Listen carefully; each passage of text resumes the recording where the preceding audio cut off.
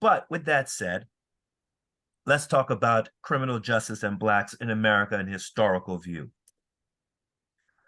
I'm starting the conversation today, starting with after the Civil War, because the modern explanation of African Americans and justice and the criminal justice system, it starts after the Civil War. Okay, then. So 1619 shows up, first slaves, slavery, 200 plus years, Civil War, America settles the issue of slavery. All right, then. So after the Civil War, right, you had the first civil rights movement, 1867 to 1877, what we call radical Reconstruction. That's when we went from slavery, and over those 10 years, we built schools and hospitals and elementary schools and trade schools. We in mass taught ourselves how to read and write. We made whole towns. We even made it all the way up to the House of Representatives and in the state legislatures and in the Senate in just 10 years from slavery. All right, then. The North's temper cooled, and that's the beginning of the story with criminal justice and our history. Okay. So from after the Civil War to 1877, the North's temper was hot. The South tried to break the Union, and the North was going to make the South pay for it. And the North sent the United States Army, which in equivalence to our conversation is the police and law enforcement, sent it down to the Confederate States, made them rewrite their constitutions, gave blacks the right to vote, the right to sit on juries, the right to be judges. And African Americans built and were ready to become first-rate citizens among all others, equal to all others in the United States. All right, then. The North's temper cooled, and they got tired of trying to keep the South on a leash, and the South was beginning to win the argument of home rule. All right. That's the context of the election of 1876. Okay. So 1876 is Samuel Tilden versus Rutherford B. Hayes. All right, then. Tilden won the election by 200,000 plus votes, and he won 184 electoral votes. Hayes won 165. You needed 185 to win. Now, does this story sound familiar? All right, then. But there were election illegalities in Florida, Louisiana, Oregon, and South Carolina. Their electoral votes were disputed. Okay, so the Republicans were disputing Tilden Hayes close to being victorious. Okay, and so whoever got these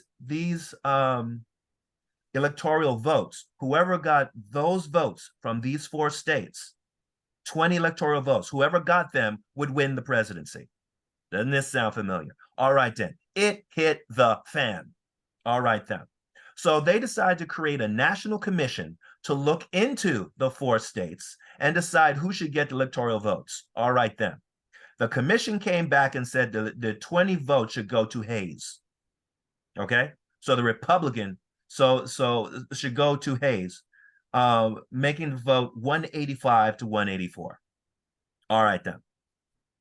But the Democrats, okay, won the popular vote, and they were only one vote shy of winning the election. But the commission turns around and wants to give this thing to Hayes. All right, then.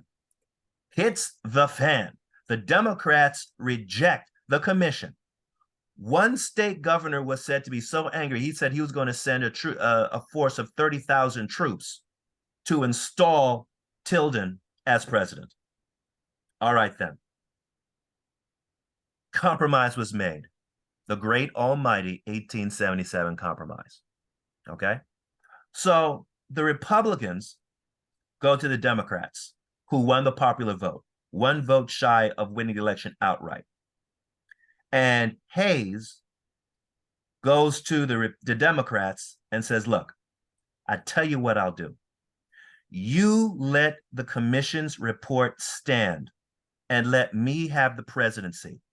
I will pull all of the United States Armed Forces, the Army, out of the southern states. I will give you home rule. Okay? So the Southern Democrats said, if we let this Republican win, we win home rule, and which means it will be the death of Reconstruction. They say, agreed. That's how Hayes gets the presidency. This compromise is historic in that it destroyed Reconstruction, because after that, then Republicans were burned out, elected out, forced out, and pushed out of the South in toto. Okay? That's how the Democrats, Southern Democrats, take over the Confederate States. But more important, they had home rule. There was no longer the enforcement of the Civil Rights Acts of the Reconstruction being enforced. Jim Crow takes over as a social policy of the South, as well as the nation as a whole. Enforcement of civil rights is obliterated. The Republican Party loses control of the Southern states, and they lose it all the way until we get into the 1968-72 rotation. This is where Jim Crow takes over. So Lincoln once said that we need to heal the nation's wounds. Well, they were healed. The healing salve of the nation was Jim Crow, because both North and South adopted Jim Crow as a policy, making blacks second-class citizens, destroying what we had accomplished from 1866 to 1876, and it would take another 100 years to get back to where we started. This is the beginning of the story. Now, backing up slightly. So before the Compromise of 1877, you had the 13th, 14th, and 15th Amendments. These amendments are the Civil War amendments, okay? These are the amendments that end slavery, establish African-American citizenship because we're born here, and gives us the right to vote, okay? Now, back up this 13th Amendment, because here's what's very important. 13th Amendment says there will be no slavery in the United States, okay? The South lost that one, and they were going to live with it. But there's a small phrase in the 13th Amendment. Neither slavery nor involuntary servitude shall exist in the United States except as punishment of a crime. Under the 13th Amendment, slavery can exist. You can be a slave, as in you are told to work when you're supposed to work and all the rest, that kind of thing, right? But it had to be a punishment for a crime. General slavery, out. Punishment of slaves, as punishment of criminals being slaves, 13th Amendment is good to go. Okay, that was the hook. We'll come back to 13th Amendment. All right, 14th Amendment comes around, and 14th Amendment is all persons born in the United States are citizens of the United States thereof. In other words, we had to deal with Dred Scott, right?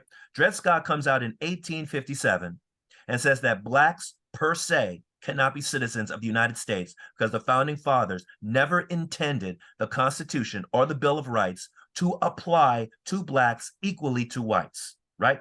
The famous sentence, there is no law that a white man must respect in relation to a black man.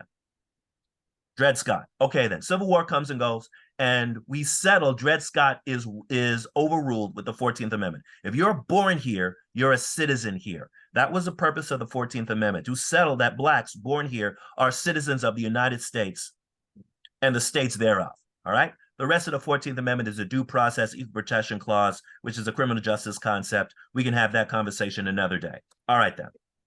All right, now, the South is still not protecting the right to vote for blacks, and that's where the 15th Amendment comes in. 15th Amendment says black males have a right to vote. Okay? All right. So these are the amendments that settle the backbone arguments of the Civil War. Okay? Can you have slavery? Are black citizens? And can they vote? We settle that in the 13th, 14th, 15th Amendment. All right, then. Everything was going fine except one small problem, the Compromise of 1877. The South wasn't having it. The North wasn't enforcing it. And that's 100 years of story. All right. Part of that story is Southern criminal justice. All right. Now, policing in America has a very interesting history. Northern policing and policing in the West have different foundations than Southern policing. Okay. So, what we're talking about now is Southern policing. Southern policing was born out of the slave patrols.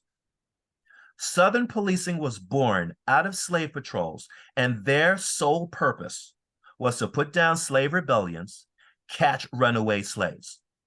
That's what the slave patrols were for. That's what Southern policing originally started was. Their job was to subjugate blacks. That's where in our culture and thinking that we see the police as against our interests. That's where it comes from. It comes from Southern policing. Now, that bleeds up into Northern policing when you had the fugitive slave laws.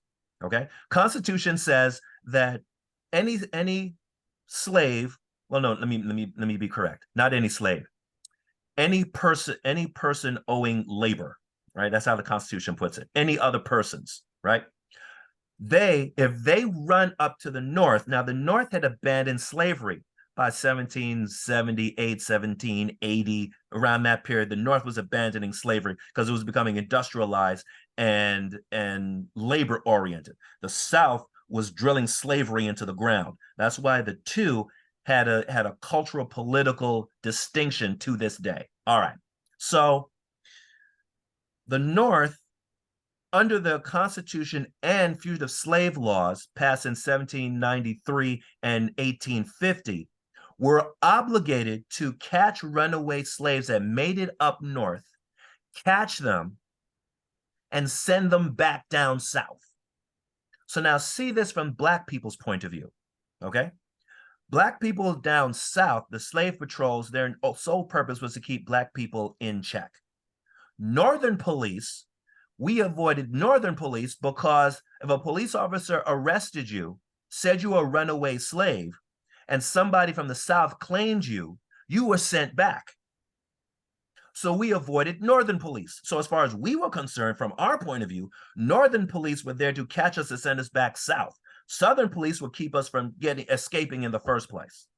That's where the cultural history of us not supporting police because we're afraid that they're there to oppress us. That is a historical line that goes back to right after the Civil War, and if you back up all the way to 1619, there's a historical context. Okay, now one of the things I explain to my students is that one of the differences between African Americans and Caucasians generally, because generally if you look at polls, African Americans and Caucasians see the criminal justice system differently. There's never been a poll that said that they see the system the same way. Okay, we see it with a lot more distrust than Caucasian people do. It's just a thing. Okay, one of the ways I explain that is that when African Americans see the criminal justice system today, we look all the way back to 1619 and come forward. It's all one story. Okay, we see policing historically from 1619 forward. Okay, Caucasians see policing contemporaneously. They see the story today without a history. Okay, that's why when we see a police shooting of an African American male, okay, we're suspicious because we're reaching all the way back 1619 forward. Caucasians, they see the story right here and now. They don't see with a historical context, right? So that's why they want to know, well, what did the Black guy do who was lying there dead, as opposed to the police officer and the police officer's attitude. It's a way that we both see the system differently because we see things historically, they see things contemporaneously. All right. So now, Civil War is over. Jim Crow is taking hold. The South is definitely Jim Crow, and the North and the Midwest is adopting Jim Crow. All right, then. So what is going on down in the South specifically? The South has a problem. These Black people were slaves. Okay, we can't enslave them anymore. We lost the war. But how do we keep them in check and under social control? There's only one other governmental institution that controls people when slavery is not an option. Okay? Leaving the draft and the military out of it. There's only one institution, and that's criminal justice. The criminal justice system, by its own rules, can pluck you out of society, declare you a criminal, and take your money, your freedom, your liberty, and your life by its own rules. Okay? It's the only part of government that has that power. Nothing else does. All right. So, how do you control these Black people under the 13th Amendment? You use criminal justice, and you can enslave them or bring them as close to slavery as possible under the 13th Amendment, but they need to be convicted of a crime first. Okay? All right, then. So now here comes the story. So the South passes the pig laws. Now, the pig laws are, they would make misdemeanors or other kind of offenses that Black people tend to do, they made them felonies, and 5-year sentences or 10-year sentences or some kind of sentence like that. Okay? So we take minor things Black people do and elevate it up to high-level felonies. All right. Then you have convict leasing. So now you convicted. Well, now we can do whatever we want with you under the 13th Amendment. Okay? And so we send you, and so the government would then now put you in chains, literally, right? And put you in a place and have you dig ditches or drain swamps or whatever else. And we would lease you to private companies that are doing that kind of work. They don't have to pay labor for that kind of work. The government gets a fee from the private companies who are leasing these criminals to do work. Everybody's happy except the Black people. Okay? The government gets the money from the lease. The private company gets the free labor because what they're paying in the lease is much lower than what labor costs are. Okay? And these Black people are now under control because all you need to do is convict them of a crime to put them in the same place as slavery. Right? Okay. Convict leasing is found in Texas, Louisiana, Arkansas, Missouri, Mississippi. Then they pass the pig laws. Now, one of the ways that they inject you into the system is to make things that Black people were tending to do criminal and then inject them into the criminal justice system because that's the key. It has to be criminal. Then you can make them slaves. You just can't make them slaves because they're Black. Okay? So as you can see here are various states that were doing convict leasing. And it was spread across the entire Confederate States, even California and Oregon, and even up north, it was going on for a while. Now, here's the interesting thing about this system. This system begins 1877, 80, 1885. Right? They're all starting around there. It doesn't end until 1941, 1942, in the middle of the next century. That's how long this thing is going on. All right, then. Then, of course, now, right after the Civil War, before the North comes down with radical Reconstruction, the South passes the Black Codes. Okay? Now, the Black Codes come before Jim Crow. Okay, they come a few years before radical Reconstruction starts, which is 1867. All right, coming out of the election of 1866, where the radical Republicans take over both houses of Congress, and they want their pound of flesh from the South. Okay, one of the reasons they want their pound of flesh: one, you tried to break up the Union; two, we don't like how you're treating the former slaves, especially with these new Black Codes. These Black codes, for example, you know the old joke that we have 3 people standing on the street corner is a riot or loitering. That actually comes out of the Black codes. That you could be, if 3 Black people were standing somewhere, they were arrested for loitering. Loitering could be 5 years in prison.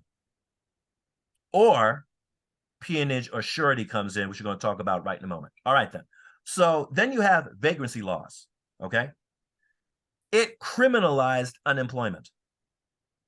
So that with loitering, that would sweep up all sorts of people. Now, picture you have a farm or something and you need 10, 15 people to pull produce out of the ground and you don't have it. And you don't want to pay the labor cost to do so. You would go to the court and you could get those 12 people. All right. Now, how does that happen? All right. Now comes peonage and criminal surety. All right. So Peonage is you pay off a debt. Now, peonage actually is illegal in the United States. The United States passed a law early 1865, making peonage illegal. But it wasn't enforced, and so the South did it anyway. So peonage would be like this. Okay, so let's say you were found loitering, which is $100 fine. Okay, you don't have $100. Okay, somebody comes into court and says, Your Honor, I'll give you $60 on that $100 fine for him. Now the court knows they're not going to get $100 out of you. They're going to get $60 out of this person that just came in. They take the $60. They tell you work for him for the next 3 months. And you have no choice in the matter because you're now criminally indebted. Now, this is totally illegal, but since it's not enforced by the federal government, it's going on all over the place in the South. So on the back end of conviction, there's a fine and you can't pay it. Somebody else pays it, and then they own you for 3, 4, 5 months to pay it off. Okay? Now, let's come to the front end of the criminal justice system after you're arrested. That's where bond comes in. Okay. So the idea of a bond is you've been found, you've been arrested by the police. They say you've done some crime. Okay. You pay a bond, which is a promise to the court, I will show up. And here's the money to back up my promise. Now, when you go to court, and let's say you're found not guilty, the court gives you the money back, right? That's the bond. The idea of a bond is to make sure you don't run away when you've been accused of a crime. All right, fine. So now you've been arrested, let's say for loitering or something. And let's say now the bond is $50. Okay, you no more have $50 than you had $100. Okay, so now the surety is the bond is $50. Now, if you don't have it, they're going to lock you up. Then somebody shows up and says, Your Honor, I'll give you the $40. Okay, right? So your bond is $50. They show up and say, Your Honor, I'll pay his bond for $50. He has to work for me for 5 months. Court says, fine. Now, look at the deal that's going on. The court gets the $50, okay? The person gets your labor for 5 months, okay? You have no choice in the matter. It's under the criminal justice system, so the 13th Amendment isn't violated. Now, let's say you work the 5 months, okay?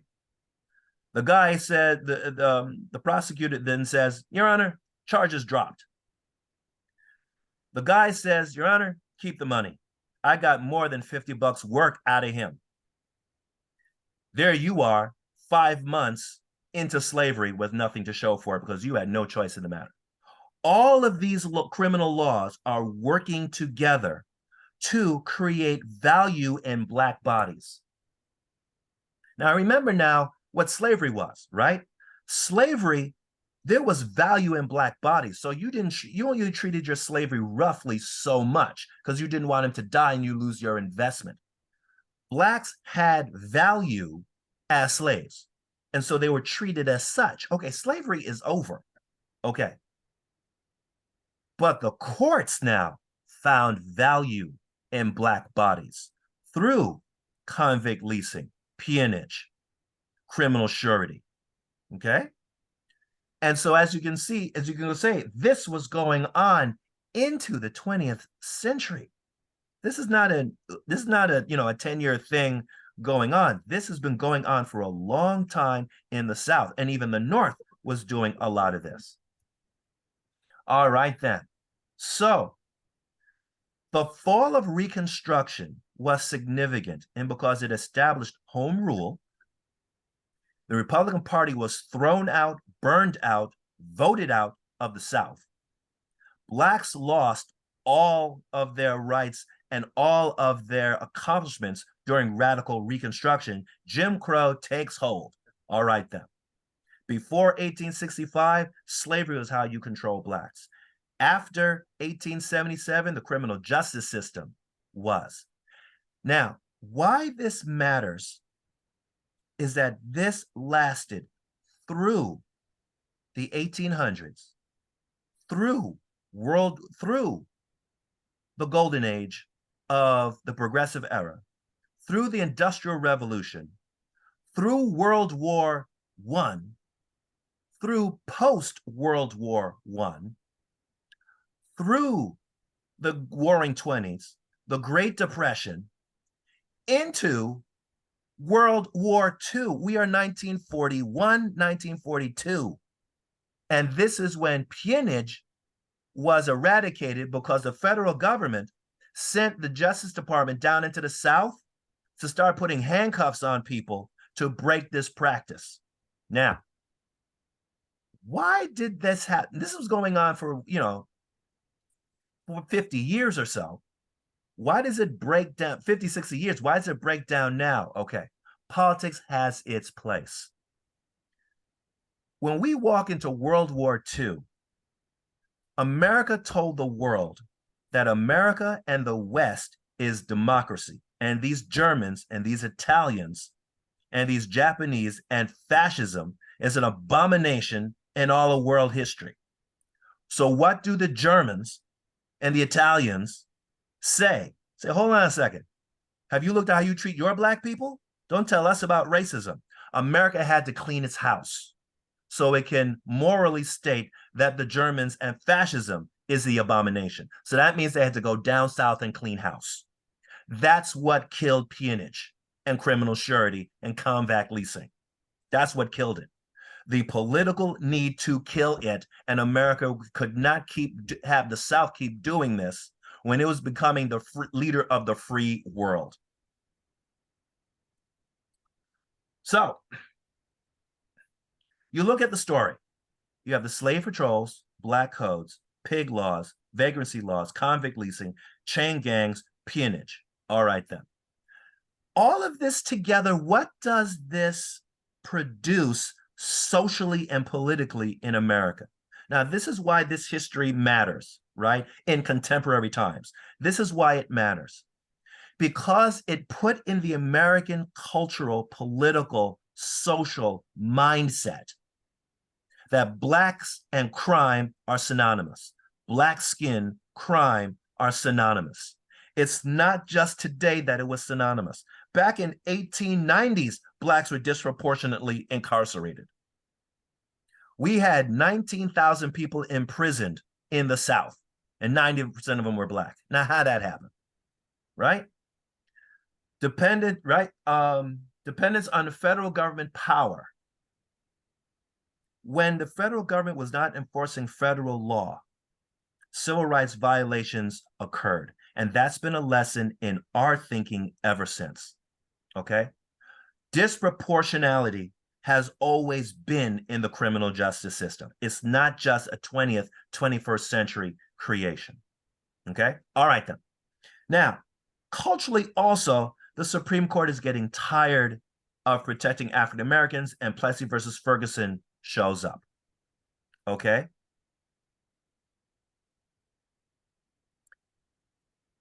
Black life had an intrinsic value in the criminal justice system once this new system kicks in.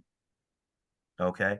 And that's the thing. Black value being negatively seen as a source of funding in criminal justice is developing. And it's developing culturally and politically. All right? Because there's a history to the United States. It's not just today that we're having these kind of arguments about disproportionality. So, last thing I want to talk about with that history is the 1980s and 1990s.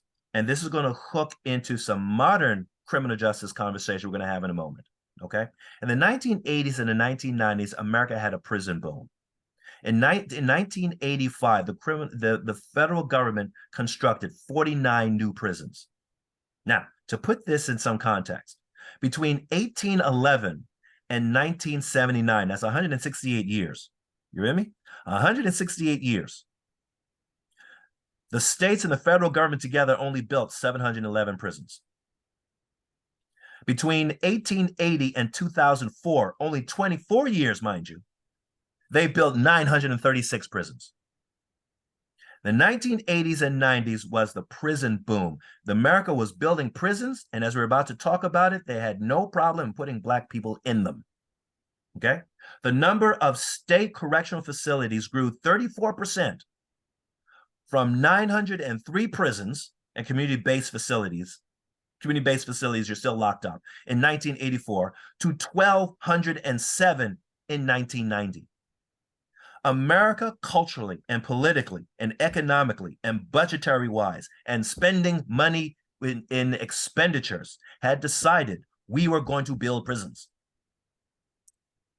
Between 1990 and 1995, state and federal governments added 213 prisons and more than 280,000 prison beds, right?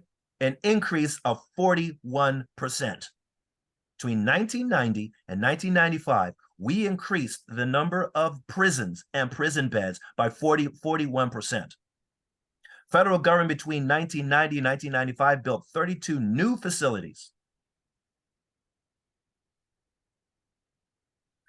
And it moved from 80 to 112. States did the same, built 127, from 957 to more than 1,000. 1982 to 2001, America spent $53.5 billion building prisons. Building prisons, mind you. Not all the other stuff that goes on in criminal justice. Building prisons. We spent $53.5 billion by 2001 from 1982. So when I was doing research and writing my book, I said, all right, let's put some context to this. So, of all the public schools in America, only 10% of them are built 1985 or after. I want you to now just think about that for a moment. 90% of schools in America were built before 1985. That's going on when we are building prisons and spending $53.5 billion building new prisons. It was a clear choice. It was a clear political, social choice on the states and federal level. We're going to build more prisons than schools. Right? Okay. To make matters worse, what does that mean? Here's the thing. The poorest of our kids, percentage-wise, they make up a majority of the kids in schools built before 1950. The point being, America's oldest schools have a higher portion of children in poverty, and the older schools and newest prisons are inhabited by Blacks and people living in poverty. This is a political choice made from the 1980s. How did that happen? It's been going on since the end of the Civil War. It's not an accident of history. It's a decision. So let's talk about all these prisons that they're building. Now, one of the major arguments by social conservatives is that, okay, Blacks are disproportionately criminal, okay? So I looked at this, and they said the reason that Blacks are disproportionately criminal is because Johnson showed up with a great society and broke the Black family, and Black males started getting their Black females pregnant and then leaving, and Black females didn't get married and stay with the males, but instead they took welfare payments because the welfare payments brought in more money than Black males could bring in. But under the welfare system, the Black male couldn't be there and the Black woman get the welfare payments, so the Black female pushed out the Black male, and then we didn't employ Black males to be males and be the fathers in the home. And of course, if Black males are not fathers in the home, that means these kids are growing up undisciplined, and that's where crime comes from, right? That is orthodoxy in white social conservative worldview thought, in social conservative thought, in Republican thought. That is orthodoxy. All right, then. So I said, okay, well, but that's testable. So assuming all that's true, African American in prison rate should go up starting with Johnson in the 60s. All right, then. So I tested that. So look at the chart that's there in front of you. I go back to the cleanest data that I could find in one report. So that's 1926. Okay. That's Coolidge and Hoover. All right. This is before Johnson had a bottle in his mouth. Okay. This is before he was born. All right. Then. So African American blacks make up 21% of those incarcerated in state and federal prisons, making up only 12% of the population. Now look at the red bar. It constantly increases through every president. It's not flat and then goes up with Johnson, right? If you assume social conservative theory being true and all of this deviant black culture is producing crime, and that's produced because of the Great Society and those social programs. If you take them at their word, what should happen is black crime should be flat, black incarceration should be flat, and then go straight up when Johnson shows up, right? That's not what happens. African American disproportionate incarceration is a constant through the system. Okay, see the chart. It goes through Coolidge and Hoover, goes through FDR, goes through Truman, right? It doesn't even begin to peak at the civil rights movement. It's just a constant flow up. All right, then. So with that said, how do we get to 50% incarceration rate? How did that happen? All right, then.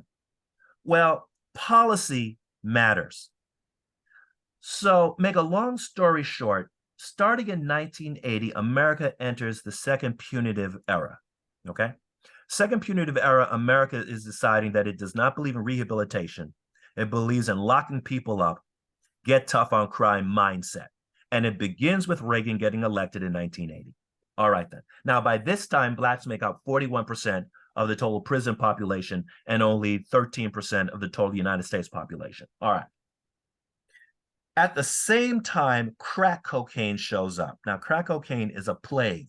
The problem is it's a plague that lands in the Black and Hispanic community. That's the problem with crack, okay? Now, crack is cocaine cooked down with some other white powder into a small rock that you can sell for almost nothing, but you sell so much of it, money falls out of the sky. All right, then. Crack shows up in LA 1981, and by 1983, it's across the entire United States. We find it in New York. Crack cocaine is a plague wherever it shows up. Whatever crime problems you have, crack makes it worse. Make long story short, the reason that crack makes everything worse is this. You do not need an organized, larger gang crime structure to make crack profitable, right?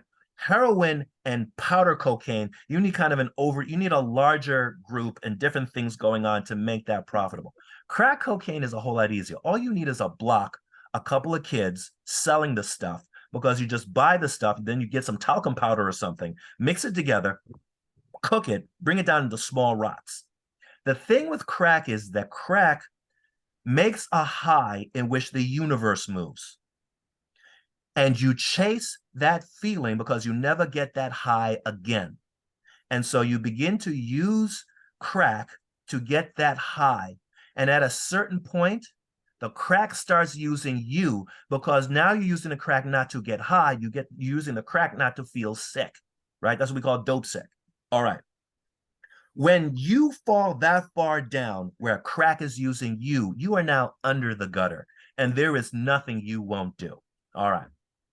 Now, the problem with this whole story is, one, black crime and crack was in the public eye for everybody to see and for the news cameras to see. That explains the whole news thing showing, black males killing each other over nothing, and black males are out of control, and so we need to do something about it. All right. Hold that thought. Now here comes another plague that comes after crack. What do you do if you're a 15, 16-year-old kid on the corner selling crack, and at the end of the day or the end of the week, you have $10,000 in your pocket? What do you do? It's not like you can go to bank with the stuff, right? What do you do? because other gangs and other kids know you have $10,000 in your pocket. You need protection. This brings gun violence on a whole new level into Black communities because other people traffic in automatic and semi-automatic guns and gives them to 15, 16-year-old gang members who can't shoot straight and hit everybody else with the person they're shooting at, and gang wars show up and get out of hand. Now, I'm not trying to say there weren't gang problems back in the 50s and 60s, right? Let's speak truth. We had our crime and our gangsters and everything else in the Black community. It's not like they weren't there. But the thing is that the bigger one, the OGs controlled the young hotheads and kept them on a leash. And so the larger gangs didn't go to war because you can't make any money at war. But in the 70s, early 80s, the federal government broke up the larger Black gangs, and they broke up into these little cliques. And then the little cliques took over particular blocks. And then the little cliques fought each other over some other block. Crack comes in, and now they're fighting each other over $10,000 a day or $10,000 a week, depending on your level of skill selling. And then people are moving guns into the Black community, and everybody's shooting each other. And all of this is in front of the news cameras, making Blacks look homicidal. All right, then. America wasn't having it. So starting in 1984, we passed the Crime Control Act of 1984, and then the Anti-Drug Abuse Act of 1986 and 88. That's the crack, powder, cocaine, and the 5-year minimum mandatory sentencing. And look what happens. That's how Blacks filled prisons in the George Bush Clinton administration, where when we only make up 13% of the population, literally at its height, Blacks made up 50% of the entire locked up prison population. That's where it comes from. Okay. So as you can see where the history is going, and then you have certain other types. So you had the Crime Control Act of 1980, which increased federal funding for joint federal state task forces, right? So we would put together probation and parole officers with police officers to keep down people who are on probation and parole. That was a whole other program, right? Safe streets type mindset. And then federal, state, and local police officers to go after gangs and drug gangs. And also we use federal gun laws to literally charge people who rob a store under a federal statute, and then you can get 25, 30 years in prison for basically robbing a gas station. Okay? All of that is coming together, and Blacks now are in total prison population. And Blacks from the end of the Reagan administration, starting with the Bush administration, all the way to the end of the Clinton administration, literally make up half of the entire prison population, and Blacks only make up 13% of the United States population. All right, then. So the pattern keeps going, and then it begins to lighten down under the Bush administration, and stays somewhat flat between 46, 41. Obama is the one that made the significant drop and ended African-American drastic overrepresentation in prison. When Obama comes in, Blacks made up 41% of the prison population. When Obama leaves, he makes up 33%. Okay? Now, one of the ways that he does that first with, under Holder, and Holder changed how prosecutors prosecuted certain types of cases, right? But Obama passes the Fair Sentencing Act, which among other things changes the 100-to-1 crack cocaine, powder cocaine ratio to 18-to-1, okay? And the 5-year minimum mandatory changes from 5 grams of crack cocaine to 28 grams, right? The 5 grams of crack cocaine, if you had 5 grams, which is equivalent to about 10 aspirin tablets, okay? If you have 5 grams, you serve 5 years in prison. And when I say 5 years in prison, I don't mean 3. I mean 4.5 minimum, because it's a mandatory minimum, okay? Obama's law changes that, so now you had to have 28 grams before you had a 5-year minimum. And the 100-to-1 crack cocaine ratio was changed to 18-to-1. All right. Then, so it stays flat through, it's coming down under Obama and stays flat under Trump. It doesn't go up, but it doesn't go down either. And in the first year of the Biden administration, it also goes down by 1%. And that's a math thing. All right. Now, what Trump adds to this story is that he makes the Fair Sentencing Act that Obama passed retroactive. Okay.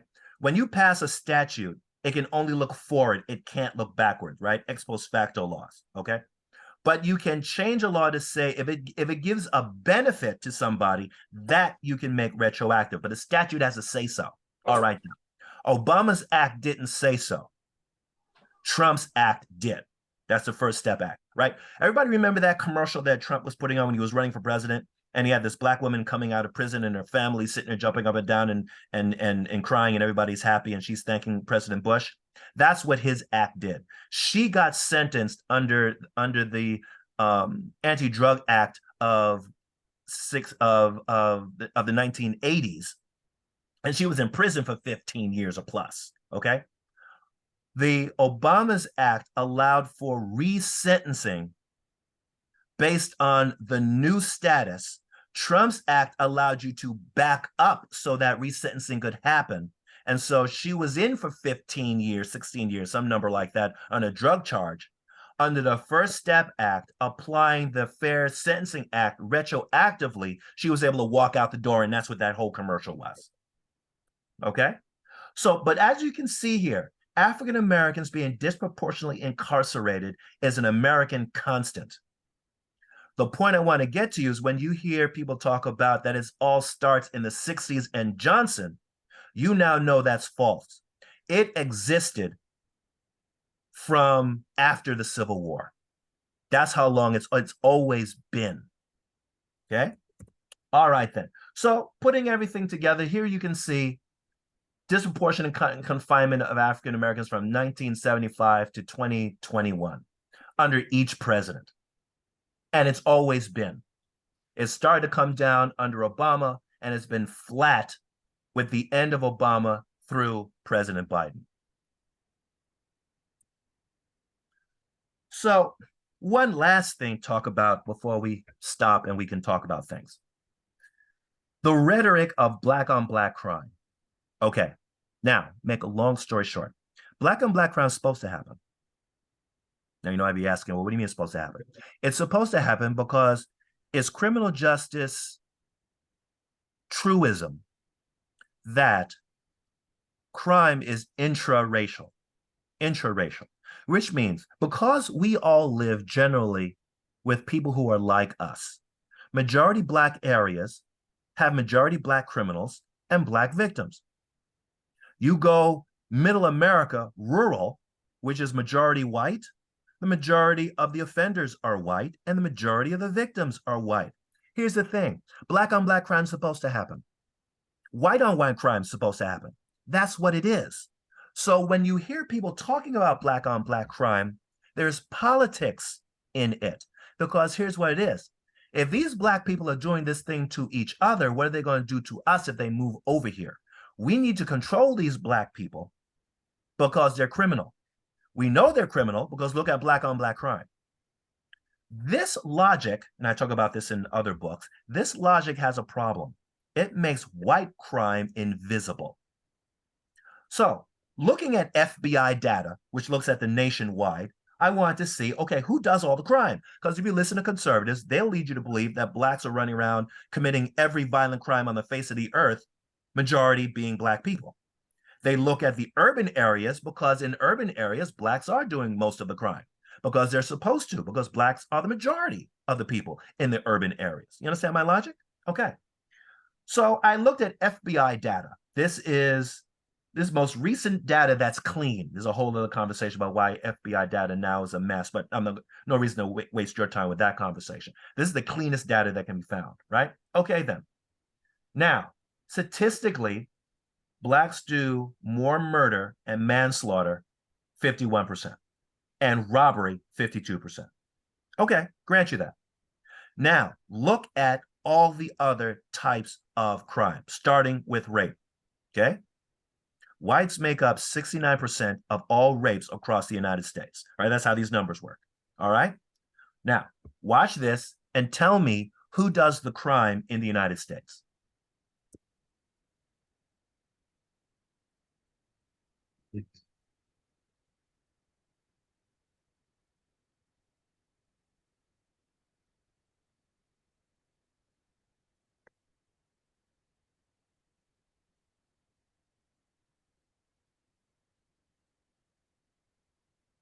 You see the problem?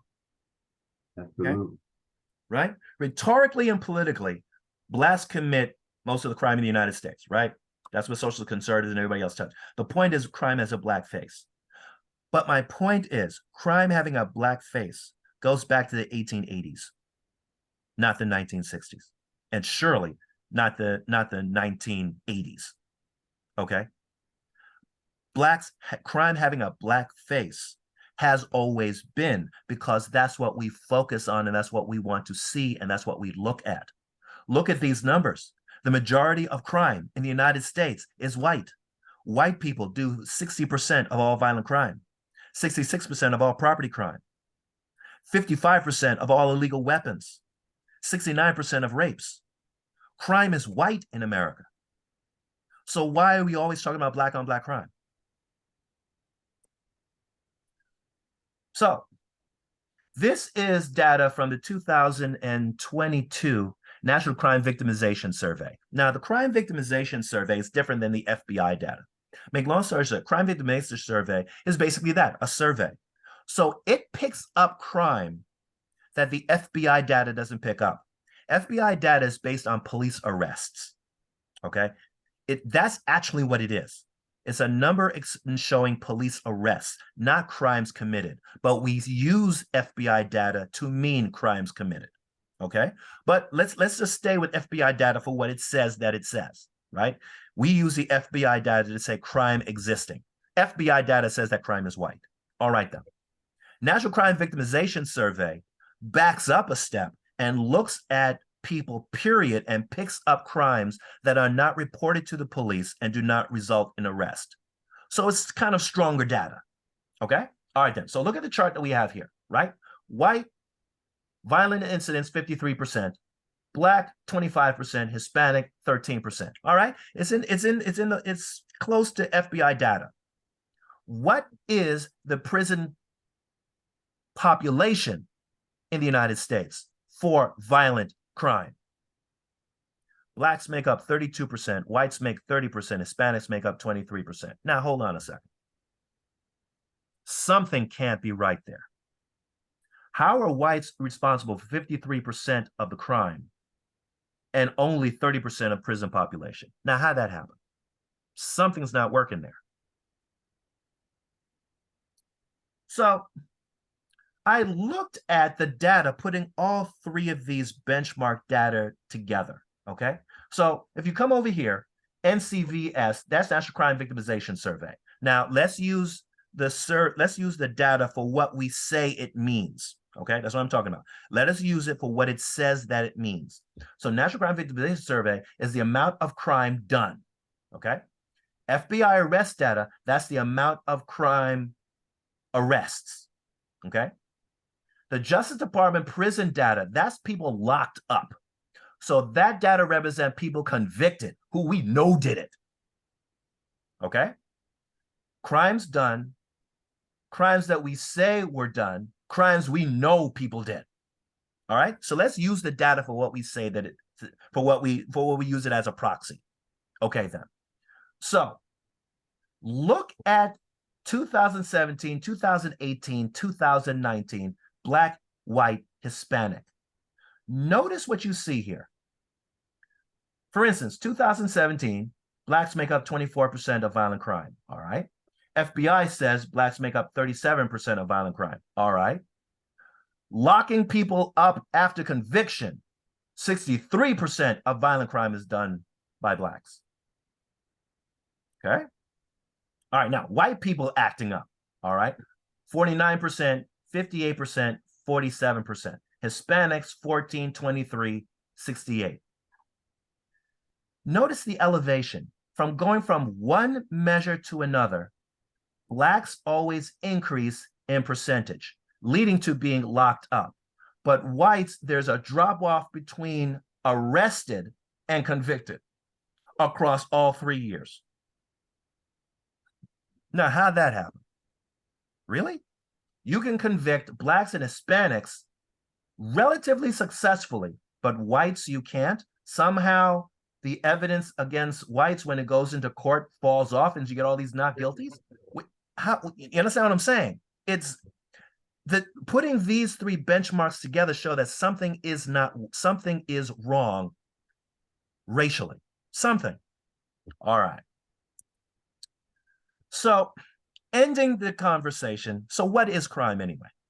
In criminal justice, we say that crime is social and societal, environmental, psychological, moral, and that includes individual. So how do you deal with crime? Okay. There are two types of institutions that deal with social control. Now, this is where our churches come in. This is where meetings like this comes in. This is how when we working with our kids in church and in football and all the rest of the things that we do in the community, that's where we come into this story. This is where black men, being black men, holding families together and doing things positive. This is where we come into this whole story. Okay? Family, church, school, and employment. These are the four informal institutions of social control. Make long story short, the theory is when these four are strong and properly aligned, crime drops like a rock. Okay? Neighborhoods that have strong families, strong church, strong schools, strong employment, in other words, economics. Neighborhoods where these four are strong, those neighborhoods don't even know what their police department cars look like because they never see them, because the cars don't go there, because there's nothing for the cops to do, because that neighborhood is stable. All right. Neighborhoods that don't have these four stable, especially family and church, that don't have these four stable, where they're not in alignment, then you need formal institutions of social control. And that's what cops, courts, and corrections are for. That's why neighborhoods that don't have these four in alignment, they have police sirens every night, fire engines every night, ambulances every night, probation and parole every night, and police helicopters every night, and all sorts of other things going wrong. Because when these four are not working, crime is up. When crime is up in the neighborhood, cops, courts, and corrections come in to deal with it. So, in conclusion, justice is defined by the hand of God nonetheless. And happy is the man who executes justice for the oppressed. And what does the Lord require of thee? That you do justice, love mercy, and walk humbly with your God. We doing these things strengthens family, church, school, and employment. We doing what our churches do, what your church does, what my church does, what other Black churches do, strengthening these four, because these four strengthened, you don't need cops in your neighborhood. You don't need courts doing things in your neighborhood, and you don't need more people in prison. But when these four are not, these three have to come into alignment. So anyway, thank you very much for listening to me. And here you can see some of my books. I can be contacted at drarthurgarrison.com on my website. You can also follow me on Twitter at Prof. A. Garrison. And I look forward to having a conversation and talking to you about things. Thank you very much.